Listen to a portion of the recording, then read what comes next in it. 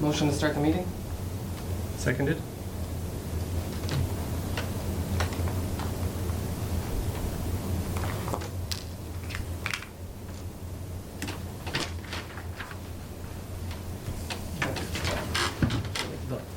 Yeah. You wanna? You got a pen? Yeah. Okay.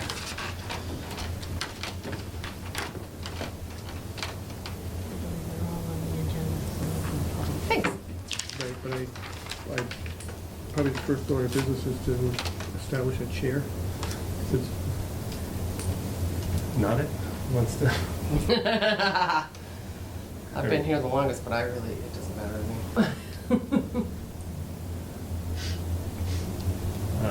You want it, Tom, along No. with everything else you're doing? I didn't think so. No, but, I mean, I do have some directions I'd like the board to go in, but I don't know. If you have no objection, No, not at I'll all. put in my name for chair. No, that's fine. Okay. So motion to approve? Unless you have any. No objection. Do you guys all know each other? Not yet. We Just Okay. momentarily, Austin. Oh, Okay, so, You're it, Tom. Tag. okay. First, we need to make a vote, and then, Yeah. okay, so if we can. So motion for the vote of Tom being the chair. Second. All in favor? Aye.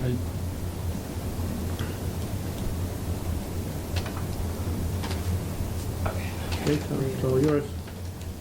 All right, so I open this meeting of the Board of Public Works, October 16th, 2019, at 5:05 p.m. Anyone here for public speak? Okay. I was. but You were on the that was agenda. Number 8. Yeah, you're on the agenda. All right, we have minutes to approve. Yep. Do a Michelle sign? As long as you can. Sure. That's in my pocket.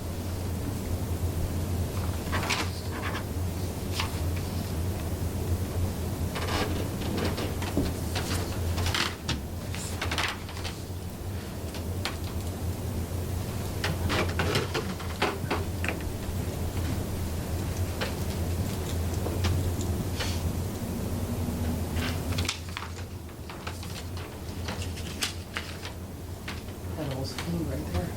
Pretty good shot. I'm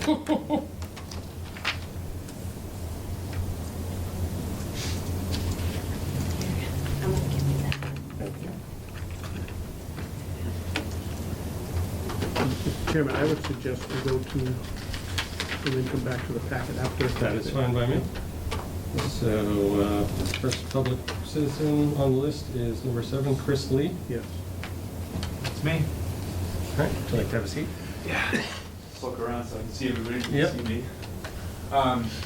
So, a little bit of background. I just started a business in town, and I am installing detached accessory dwelling units in people's backyards under the zoning bylaws. Essentially bringing in high-end prefab modular construction, essentially mini homes that people's aging parents are moving into, elderly people are downsizing into and renting out their house, or people are building just to be as rental units. As I've been working on this first one at 8 Mayor Street, some questions did come up around connecting to utilities and parking. And there were 2 things I mainly wanted to talk about today. The first one is most important as it relates strictly to the project that I'm seeking approval for next week in front of the zoning board. And that is getting a second curb cut on Grove Street for a property addressed on Mare Street. And the plan in front of you is the plan that's getting submitted to the Zoning Board of Appeals for a special permit. And as you can see, this lot is unique and it has dual frontage on Mare and Grove. And we felt that the best place to put this accessory apartment mini home was facing Grove Street, so it looks just like a new ranch on Grove Street in that large double lot. With that, we'd like to do parking on Grove Street to avoid whoever is living in that now or in the future from leaving the car in the street or parking in the grass. So that's the first sign, is seeking approval or permit to add that second curb cut for the driveway. And the second one, which is on the agenda, we've sorted out for this project between when I started working on it and today. We were originally going to try to connect utilities to Grove Street because it's so close, but we found out that the sewer line actually runs through the backyard of Mare Street and attaches to Grove Street, so we don't need to go over that. And the water line, we're just going to grab the existing from the property. So right now, just the parking is the question on the table. Okay, but I don't believe the curb cut is on the agenda. We were only informed about the request for a water meter. Yeah, I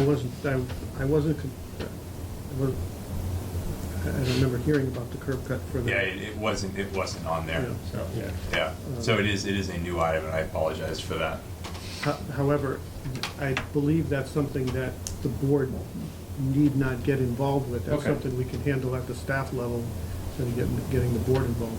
Okay. Yeah, I was sent, there was questions on both, anything where we were adding a second utility line or a second driveway.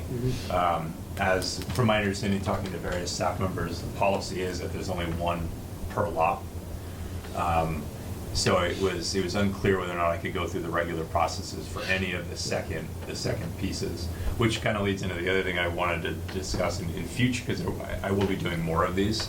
And a lot of the properties that are ideal for this have dual frontages, and there'll often be a need for a second driveway, and possibly second water meters or second sewer lines, just to keep it.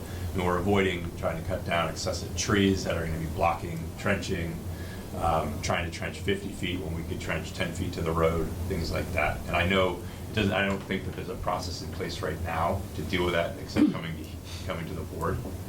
So I was looking to introduce the concept for conversation. Yeah. But these are gonna be separate addresses? No, I don't They're not, believe so. they're gonna be part of Yeah. the same existing address. Correct. And part of the same parcel, that parcel could never be divided. It won't be, it could be.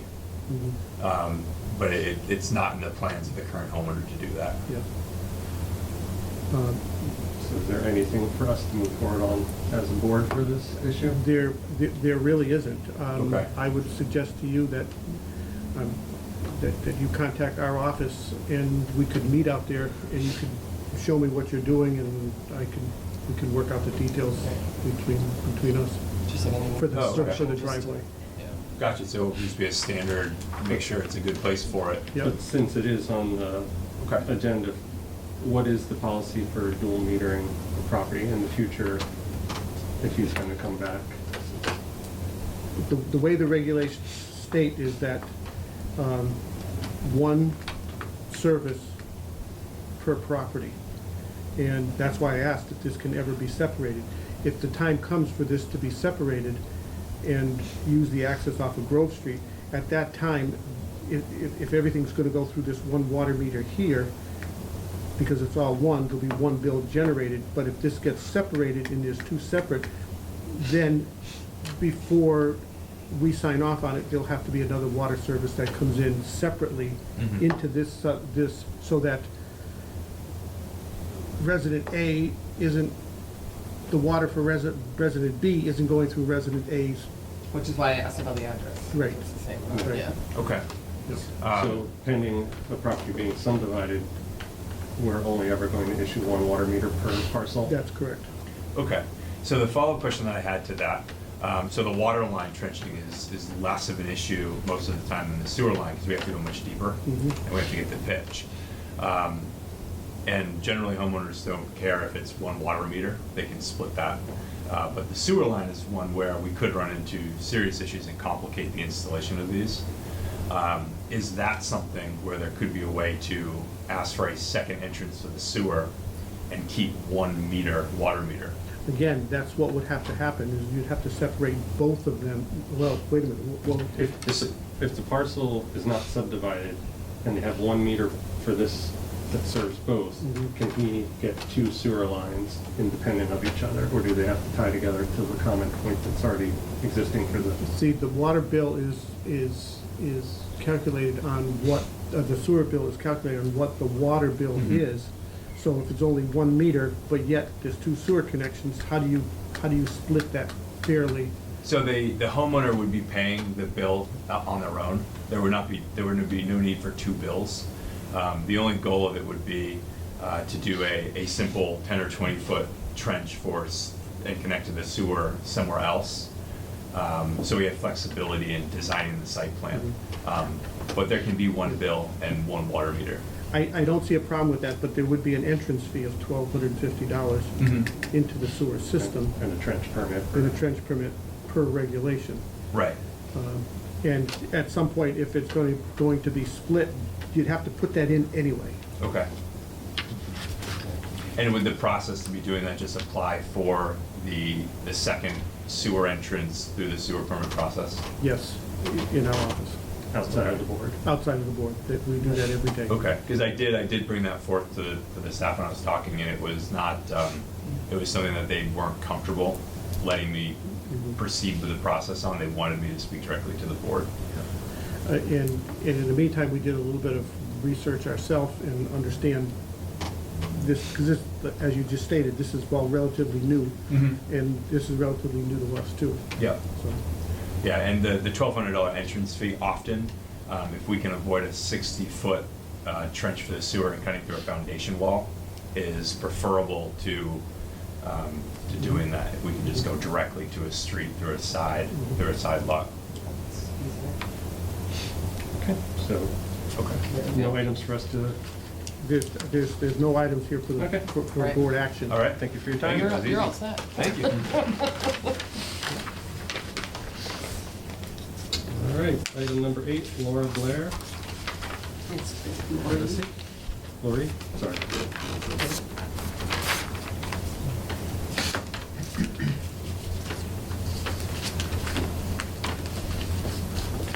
Well, I'm here to talk about the access to parking on Franklin Street. The parking issue is pretty much solved, but now we have snow. And when it snows, there are residents who live in the building across the street, the apartment building, who don't move their trucks and vehicles. And if we have a parking ban, even if I was willing to pay to have the street plowed, they're not moving, so it's just not happening. And when I talk to it's kind of a long story.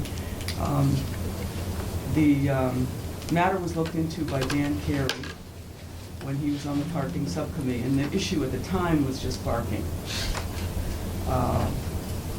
He and Officer Dennis Scribner looked into the whole property thing, and they came into my barber shop one day, the summer before this past summer, in 2018, and said, "Good news, Lori, we have determined that this is a city way, and the property is owned, the people parking is owned by the city." And residents and others who were going around telling my customers that they couldn't park there because it was private were just not really right. The business has been there since 1966.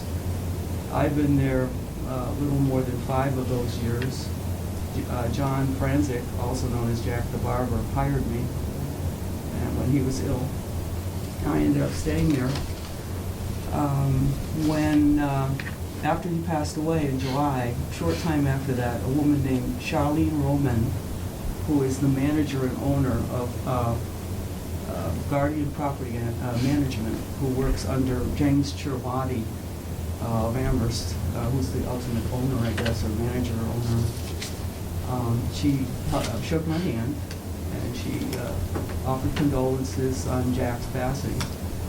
And she explained to me that I was invited to continue a verbal agreement that they had, where Jack used to plow his little driveway parking area and push the snow under the pines that Mike Orzo removed a year or so ago. Anyway, this was back when it was a farm, that this started, where he was clearing that in addition to the parking spots on the street, on the other side of the street. On the barber shop side, I guess it would be the north side, I don't know, there is no parking, because it's a very narrow way. But anyway, so Jack would pay a plow. The last, somebody who worked for him told me he was paying like $40 a storm to get that, snow pushed over and then detail out the parking. And he did that for a long time. He had each successive, his shop was in there before the apartment building was built. And then each successive owner had an agreement with him. And I don't believe any of these are in writing. I do believe it was an oral tradition.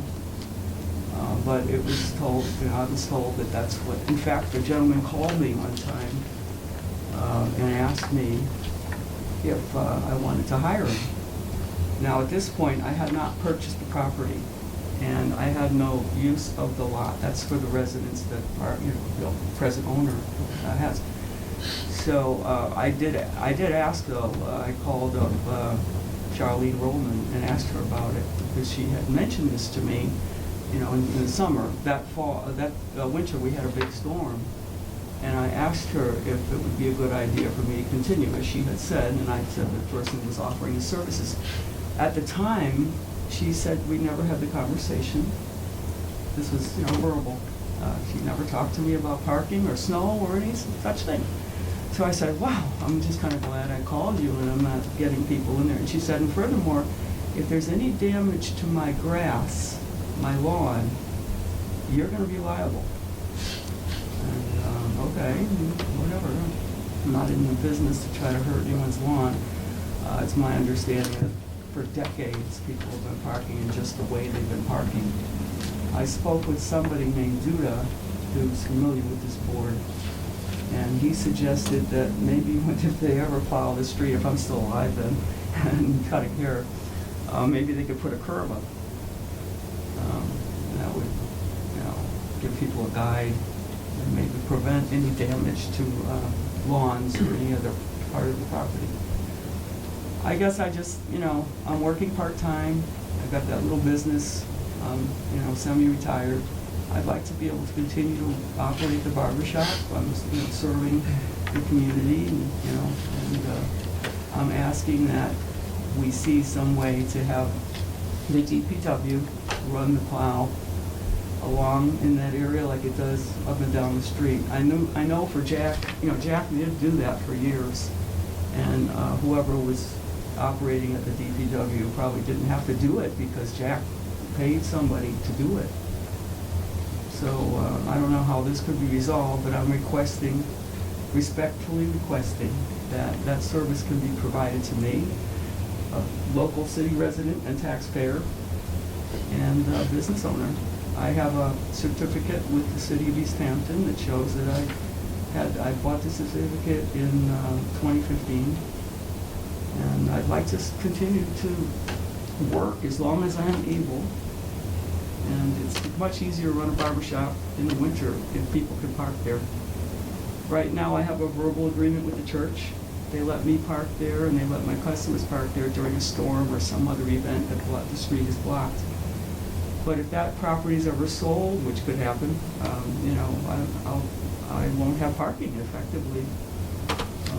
So just thought I'd bring that all up.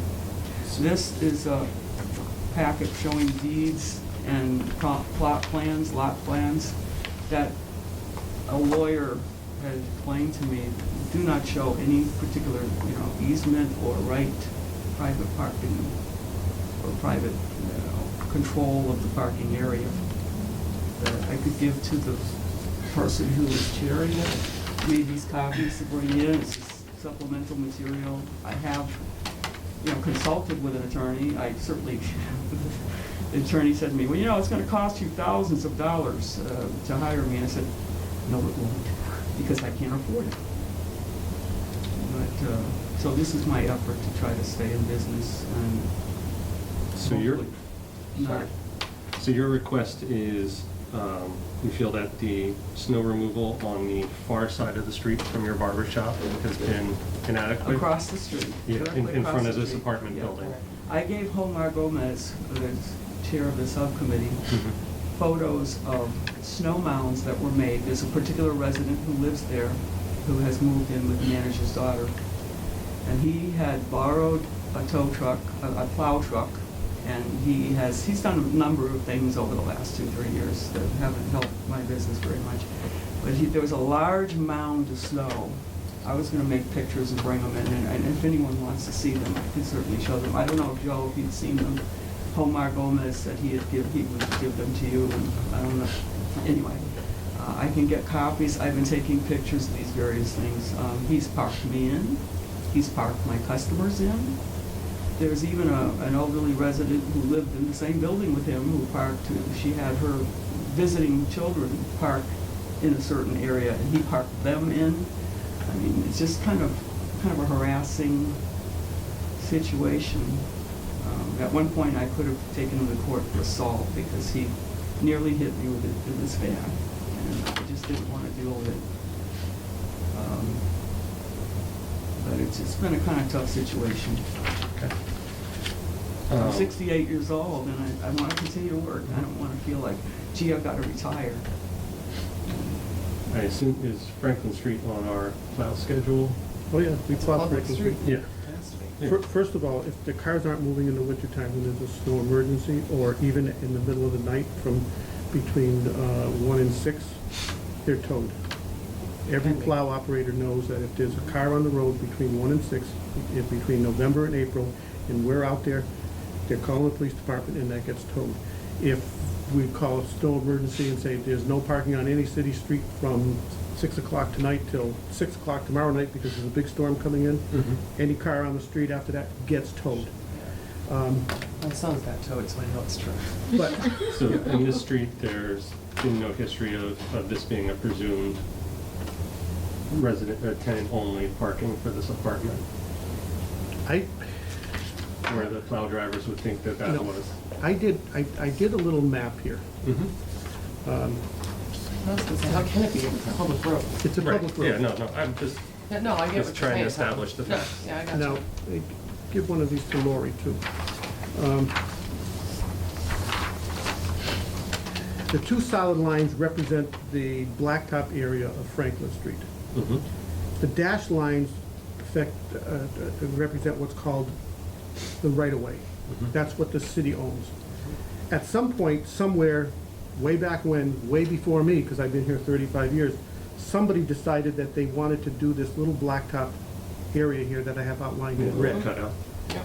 And when we plow the street, we don't make it a point to plow that little area because that's not our parking. We make it a point to draw a straight line coming down the street. If somebody plows that after, that's what they do. I'm assuming that way back when, somebody in that owned that apartment complex went and did that. If this blacktop were to fall apart and somebody would say, we want to redo that, they wouldn't get a permit for that, to do that, because you can't dig up your lawn and just park cars in there. You can't, that's not allowed, it's not allowed by permit. So, even though this is somewhat on town property, some of it is not on town property. We can't Some of just it- delete it. We can't just delete it. So, I don't know what else, I Mr. don't, Procinsky, down the street further down, there are a couple of blocks further down where that similar blacktop patch exists. and if there's ever a hole, we don't patch that. Yeah. We don't patch that. We patch just the road. Well, it's like Mr. Duda said, the best thing to do would be, when they finally get the resources to redo the street, put a curb there, is where it's supposed to be. I'm afraid, though, that people will be getting clipped trying to park out too far toward that yellow middle line, because there is no parking on my side of the street.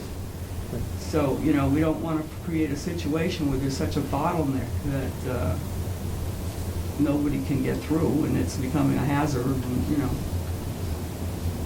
Well, if it's a public way and there's only parking on one side of the street, nobody can tell your customers where they can or can't park. I mean, that's just a matter of just law. So is your concern that there's snow accumulation within this red area that Joe has shown, the sort of turnout area in front of the apartment buildings?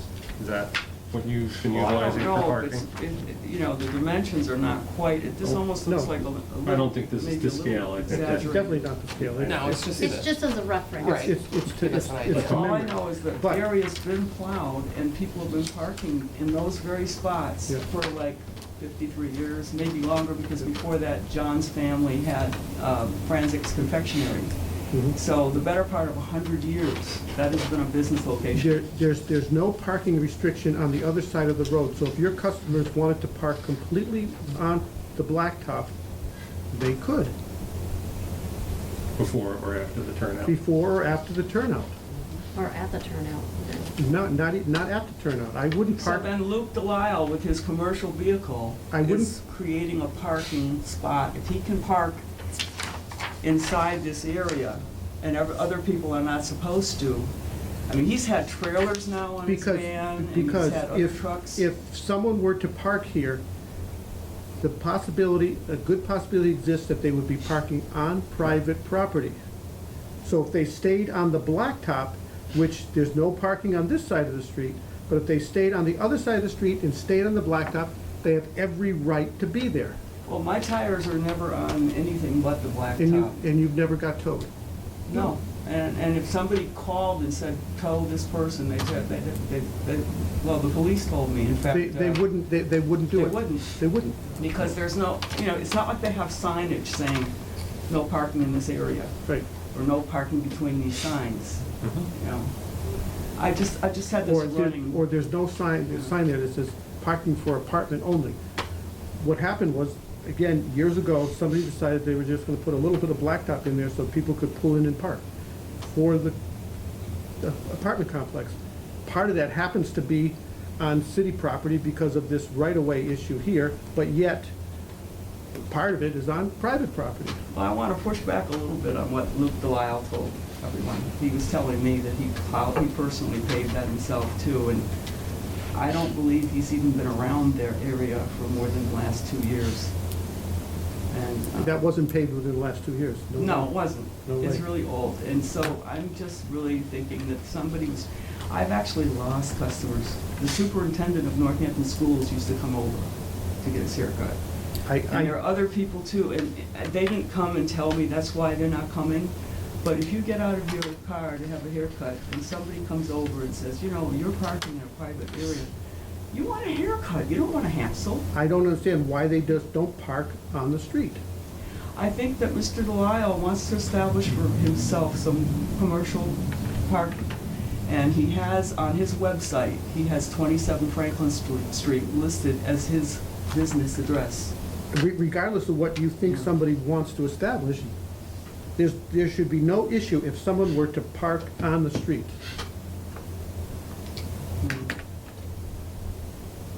So I And guess it- the reason I'm here is because last winter, there was a big snowstorm. And I called the city and they said that there was a parking ban until noon.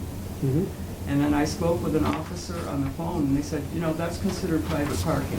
And, you know, Dennis Scribner If- said if- that. We won't snowplow that. If someone is parked in this area and they are completely off the road where it doesn't impede the plow going down, we don't care. We won't We won't. plow that turnout in front of the apartments. We're not, Yeah, this may be a little exaggerated though. This looks like a full car width. I don't know, I just think it's, this is definitely not the scale, but I'm telling you, if someone had parked halfway out in the road and halfway on that parking area in the middle of a snowstorm, they would get towed because they're impeding the public roadway.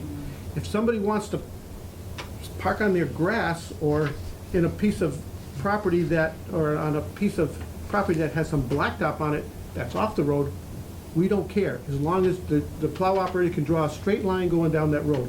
The minute the plow operator has to do this, no, that car is coming out of there. but this commercial vehicle is the first vehicle that I've known of that does that parks in there. It just feels like they're trying to establish something that hasn't been there for decades. And Well, if people are that used to commercial parking vehicle, there. if that commercial vehicle is hanging over the blacktop, during a snowstorm, it is going to get towed. Well, he's had his wheel on the grass a few times, but then the manager, his girlfriend's mother, keeps telling me that, you know, you can't tear up, I mean, none of my people park on the grass. I tell them, please, do not park on the grass. That's the rule. My suggestion is tell your people, park on the road. Yeah. Before or after the turnout? Before or after, leave that turnout alone. It just park before or after on the I've road. got some poor guy who's 95 years old, and I'm gonna tell him, go park at the church, and it's icy and You slippery. don't have to. You know, I actually have gone out there with the sand bucket and, you know, sanded my way across the street to make sure that Mhm. they're safe coming in. So that, it's just been, because I called during the parking ban, and the vehicle looked like it was enough in the street. There were wheels on the pavement. Right, And they but- said this is private parking. But some of the pavement is outside of the bounds of the plowable Right. right-of-way. Right. If it, That's where parking has happened for years, though. I mean, it's like open and notorious use. And I Right, but think it's part of the outside. problem is there's no curbing. the next time, in the wintertime, if there's a snowstorm and there is a parking ban, and there's a car that's parked with one wheel on the blacktop, the road blacktop, you call me, I will call the police department to myself to tow it out of there. I So won't if wait there's for the any plow tire operator. on the blacktop. That's correct. They're it. They're it. Okay. They're Well, it. not I hate Any- calling the cops on it. any- any blacktop in the Well, projection. you have Kind of being Right. enforced, aren't You you? have On- to on the edge of the road. service out. Yeah. It's true. Yeah. Okay, good, I'm glad I came in. It's really hard because in the wintertime, my volume goes down, everyone's down in Florida and Texas, getting out. And you know, and then the heat bill goes up, I have electric heat in there. So if there's a snowstorm shutting me down, it's a losing proposition. Yep. Okay, well, thank you. Thank you for your time. You're welcome.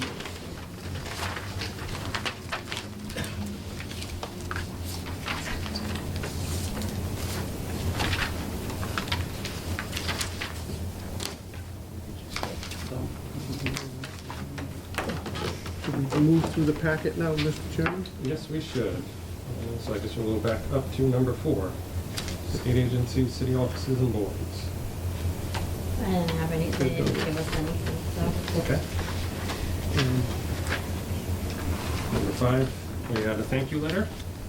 Yep, yeah, a couple of them we actually. had a couple of them. The first one is from a woman that lost her cell phone, right? Yes. Yep. And one of my guys found it. Another guy picked it up, figured out how to call the woman and get her her phone back. So she's just like really thrilled with that. And the next one is just for filling a deep pothole on Chapman Ave nearest to Union Street.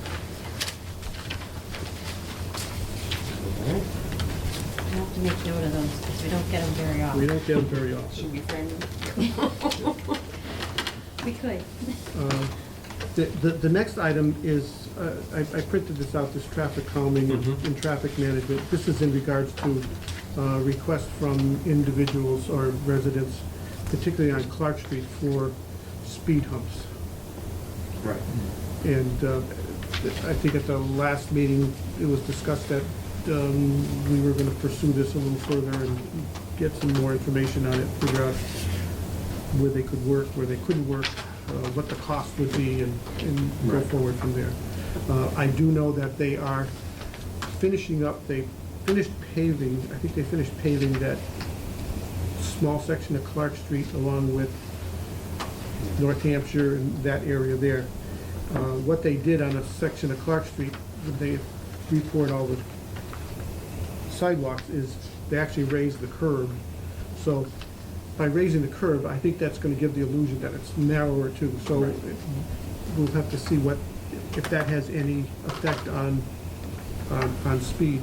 The other thing too is, I suggested that we paint not only center lines, but edge lines to give the illusion that it's narrower.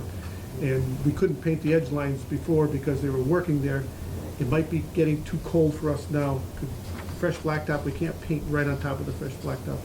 It might be getting too cold for us to paint the edge lines this fall. But again, that's I think that's part of a bigger conversation that we should have going forward on this whole thing. Yeah, what I want to address with that is, I've been watching the public safety subcommittee meetings online and also city council, and just sort of the timeline of this, the safety subcommittee sent us that letter sort of early August. It didn't get put on our agenda till the September 4th meeting, because that was our next meeting after we received it. And then we obviously haven't had a meeting since then. Yep. But they meet bi-weekly, so they sent it in early August. And by their first meeting in September, we hadn't even received the letter yet. And they were already upset that they had not received a response from the board. And that's come up every subcommittee meeting since then. And then in the early October city council meeting, Councilor Omar Gomez actually stated to the entire board that it had been 2 months and they had not yet received any response from the board. So I don't know if there's some way to institute, like if we get correspondence from another department or something, just to give them a courtesy reply saying, thank you, this will be presented to the board on this date, will be added to this agenda. Because if that had happened, they would have known in early August that we wouldn't have even be discussing it till September. And same with, like, when our meetings got postponed until October, just to say, you know, if, not to put more work onto you, but just sort of with our meeting frequency to, you know, I don't know how often people know we meet. Yeah. Or even citizens, Yeah. just to say thank you for your correspondence, it'll be placed on this agenda. And also, how do we as a board formally respond to that letter we received in September? You know, because he had specific questions, you know, about what's, the, you know, I guess in your, when you were there with them, you stated that, you know, there were his quote that he kept saying to me was, you said there were studies that show speed bumps don't work. So he wanted, like, citation as to why. Yeah. So I feel like they need some sort of formal response to say, we're addressing it as a board. I just don't know the protocol for Well, yeah, I guess two things could happen. I could send the public safety committee a letter back saying that, yeah, this is under discussion by the board, copy the board on it, or the chairman could draft a letter and give it to me and say, here, send this off to them. Okay. And in the future, if there's something that comes up like this, see, that period of time was kind of a weird period of time. Completely understandable, yeah. And in the future, if this comes up again, the board or the chair could just say, hey, send a quick note off to them and tell them that we received it, thank you, we're gonna be Okay. looking at it. That works for me as well. I feel like I have one more on that topic. Oh, as for the traffic calming, I also wanted to see if there's any benefit. I had mentioned in the last meeting, some of those studies or those packets I had brought in were sort of like a protocol for establishing like a methodology for approaching traffic calming, like citywide. Like, I don't want to be reactionary that we got a complaint from Clark, so we're going to go out and paint lines, like to sort of absorb, you know, requests from all over and sort of categorize them and triage them for, you know, I know we don't have unlimited funds, obviously, to address every concern, but if we can, you know, when I was trying, you know, if there's any grant money to go on for specific things, you know, not outside of the DPW, if there was a thing that planning could do for, you know, if we had a protocol in place for reviewing. But that may sit better with, like, the safety committee, and then, you know, we get proposals for work or something. Does seem like it's moving there. Yeah, I agree, you know, to do. People are complaining about. Well, yeah, one of those packets I had brought in was basically about how to set up, you know, a screening process for intake, and then, you know, I just don't want to be reactionary. I think that was all I had to say. For this one, do you want to reply and say that we, you know, it's in discussion, just so they have something? Yep. Okay. You know, I spoke to him at a public event last week just to give him an unofficial timeline and say it was on our agenda for this week. want another reading into the city council tonight. But they would also know, because all of our agendas are online and all of our board meetings Mhm. are online. So Right. they can look at any time, they can see our minutes and they can see Yeah. our agendas. So Yep. they would know when stuff is coming up, and, because Barbara posts all that stuff. Okay. So she does, that stuff like is readily available to them. Yeah, I know so. these go up like the Thursday before the meeting. No, Minimum. these usually go up the week before. Right. The week before. So like, if this one went in, actually this has been in for a while, but, Okay. like the next one will go in Thursday and she'll have that. Perfect. So it'll be posted Thursday and then you'll have Monday, Tuesday, Wednesday or whatever to see what's going on, plus the meeting minutes. All right, we want to move on to number 9. We got a letter about the Manhan River Dam. Yeah, Manhan Dam, they're telling us that we need to conduct a Phase 1 inspection. In failure to comply, it will be a $5,000 fine per Okay. day. That has already been started, and that's something that our engineers are working on. And we expect to meet the And we will, inspection deadline. we will meet the deadline, yeah, that's not an issue. And I think the next one is regards to the Lower Mill Pond. Yep. I'm informed we are partial owners. Yeah, for 35 years, I always assumed that the dam was the only thing that that DCR was interested in. And I knew that the city did not own the dam. However, since we received the grant to rebuild that rotary and come down Ferry Street, it's been brought to light that the dam actually is Ferry Street. Yeah, just the spillway is. Just the spillway is the spillway. So we own the road, and so the road is the dam. So we are owners. So we have since signed that thing, Okay. admitting to it, yes, we own it. Again, and again, we have to do what's called an H&H study, hydrology and something other. And it's classified, I think, as a high hazard dam, because if that was to go the way that one Ferry Street is lower than the Ferry Street, if that road was to breach, then the water would rush right into one Ferry Street. So it's no different than what we have to do for this one, because if this breaches, Yeah, goes through Yeah. one cottage. we're in the same boat. So. So is that going to be any burden moving forward? It will just be in our regular dam inspection? It'll be in our regular dam inspection, just like we have every other state agency inspect every other thing that we have to do. Yeah. And in the next one, it just says, yeah, we're in receipt, the letter dated September 12th, and you request information regarding it.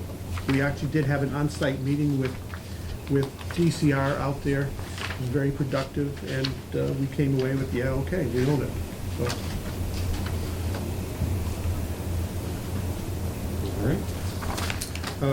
the next letter is from the pizza shop on 64 Union Street, and he had a inspection of his property, and they didn't like one of the sidewalk. It stuck up a little bit as a toe tripper. It just so happened that, not as a result of this letter, but I had a company come in right at that same time to do grinding, and they went up Union Street and Pleasant Street, and they grind out the toe trippers to make sure that it conform to ADA requirements. So this has been taken care of, Actually, previously resolved. previously resolved. Great. And the other one, the next one is from the supervisor of the wastewater treatment plant. He's telling us that there were no exceedances in the outfalls 1 and 2 during the month of August of 2009. As you know, we're still struggling with the broken outfall line on the Connecticut River, and we're waiting for free cash to be certified so I can request that money from free cash out of enterprise be appropriated to get that designed so that we can find out how much it's gonna cost to fix, so we can put it out to bid.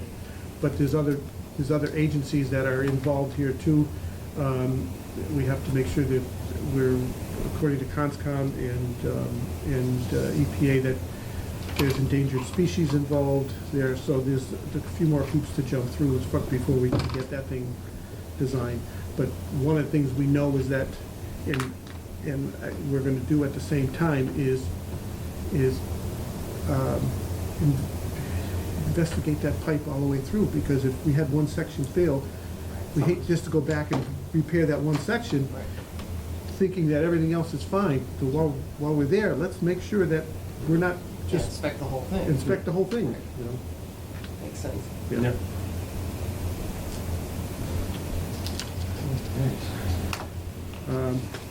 The next two items are water and sewer liens. And you can see this year, the amount of $109,000 and some change was leaned for water, and $152,000 was leaned for sewer. What that means is that somebody has gone a full year and has not paid their bill.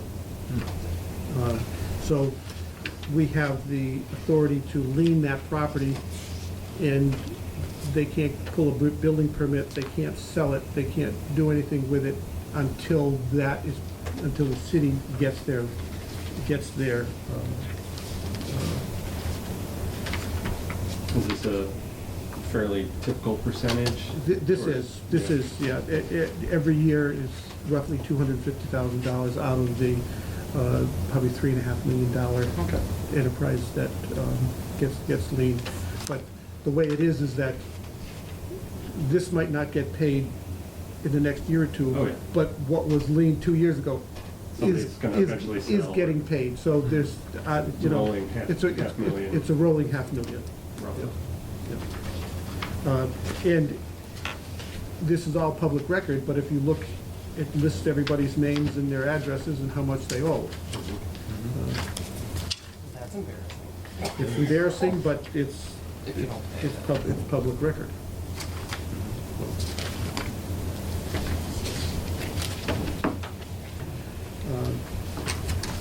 The next item is a bill that we sent to the town of Southampton. Every year in the summertime, they take water from us. This year is a little less than last year. Last year, I think they took about $25,000. This year, they took $8,662 worth of water. So we send them a bill and they pay us. And, They're good neighbors? they're good neighbors, and we are in the process, I should say, this board, a previous board here came to an agreement with Southampton in the past that near Big Y, if you look between Tractor Supply and the church, there's a building going up. That is a pump station that Southampton is paying for, that will connect to our water system so that they can take water from us much more easily than they are now. We have to make manual connections now, but that pump station that they're paying the bill on will be able to take water from us whenever they need it. And obviously, Just another meter for us? it'll just be a master meter, they're telling us. So we'll make more money. We will, we will. That's good. And again, I've said this before, and I'll say it again, that DEP loves it when we share. We have the ability to pump close to 6 million gallons of water a day, and right now we're pumping about 2.5 million a day. So that the capacity is there for us to be able to do this. So if it's there, DEP would love us to sell it to them instead of permitting them to drill another well. And they like it because it's a lot cheaper than the permitting a well takes probably 10 years before they could permit and actually get this well in the ground and start pumping water. So the fact that they've got DEP approval to hook up to our system and take it when we need it because we have it, then they like that. Have there been other pump stations like this, or could there be other pump stations like this one being built, or is this kind of just the... For other neighbors? Have there in the past or No. or possible in the future? No. Not in the past, obviously. Yeah. No, Northampton, Northampton is kind of in a similar situation to us where they have plenty of water. Southampton is, they're in a very unique situation where they don't have the They've capacity. outgrown it. And they're continuing to build. So their water commissioners have seen this as the best way going forward. So I don't see us You going. don't see it. I don't see it going to Holyoke, I don't see it going to Northampton. But I will tell you this, there is an interconnection agreement that was signed by area towns, so our water could end up someplace in Hatfield by going through different towns if need be, you know. Not to be a pessimist, but what is our agreement with Southampton? Is it a long-term thing, like if we ever reached capacity on our own pumping, that we have stuff allocated to them, or would we then cut them off, just like to future-proof our Yeah, agreement? we had a Kleinfelder, our engineering firm, go through this, and they actually went out 25 years. And they estimated that we're not, based on the master plan and even information that shows up again in that IWRMP, that shows that we are not gonna go from a city of 16,000 people to 35,000 people in 5 years. It's not gonna happen. No, just thinking. So that, we had our rate study, and I'm gonna leave you with some information on that rate study before we go. It actually shows our own consumption Yeah. going down over the years, because even though we're building, we're putting in, every new building has low-flow fixtures. Anytime somebody does a reno, there's low-flow fixtures. And every time you raise the rates, people tighten up a little bit more. So they actually looked at that before we had them look at that so that we wouldn't be putting ourselves in a box in 5 or 10 years, and they said, no, you look like you're good going out there quite a ways. The last thing on the agenda, I believe, is Lyman Street. Lyman Street intersection is under designed to be realigned, because as you know now, it comes out at an angle to Route 10. And one of the requirements that we talked about with River Valley is that they would have to redesign that intersection to come out at a 90. And since they would be repaving Lyman Street for a ways up past the new River Valley, that they would have to move that thing back. Right. And the designers, Berkshire Design Group, has sent their design to Mass DOT for approval, because it does abut a state highway, and Mass DOT has to be involved. And they reviewed it, and it's funny, the only thing they commented on was the crosswalk. They wanted different spacings of the crosswalk bars and things like that. The other thing that River Valley Way is, and this doesn't affect us at all, the River Valley Way is in design with MassDOT to put a left turn lane in for that new, so that, you know, Yeah, they're gonna widen it, put a center lane. put a center lane so that you're not backing up traffic if somebody wants to cross and go in.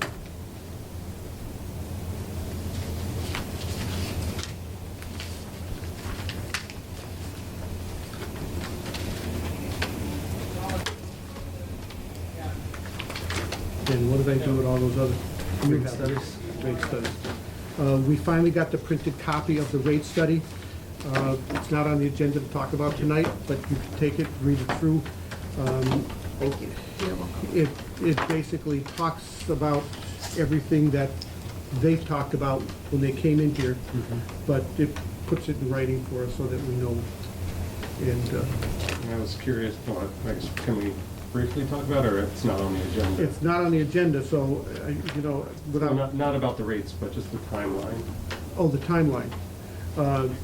I know he had mentioned that it would be good to have in place in October for bills. I just was curious if that was still feasible or. I have to check with the billing office and see how that cycle works now, because I'm thinking that it probably wouldn't happen till maybe December 1st now, because Yeah. by the time we set up a hearing, you know. Yeah, that was my concern. But moving forward, when free cash is certified in the general fund, that's one thing, but you have to certify free cash in the enterprise also. And I think when they certify the free cash, then that should be coming out any day, and you'll probably have that information the next week, the next meeting. I think we're gonna find that we have a little bit of money, so it's not like, geez, we need to hurry up and raise rates because we can't get anything off the ground as far as what that IWRMP talks about. I think we'll be able to start on it, put the rates, adjust the rates to where the board thinks they need to go, and formulate a plan going forward. I think we'll be okay. But next meeting, I'll have a better idea as to if we hold the hearing sometime in November, when we can actually institute an increase in rates, because the city's divided into 3 sections, so we can't raise the rates on water that's already used in certain sections. We'd have to phase it in by different months. So December, say, section 1 would get the increase. January, section 2 would get the increase. February, section 3 would get the increase, so that people aren't paying for something they've already used. So the meters get read in group cycles? They get, That's yeah. based on meter reading. Yeah. It's based on meter reading. So we have 5,000 meters and we have 3 sections. So every month we're reading a different section so month 1, month 2, month 3. So then month 4, you go back to the first one again. So it's a 3-month reading. Yeah, understood. So, All right. and folks, that's all I have for tonight. Motion to adjourn? Seconded? All in favor? All right.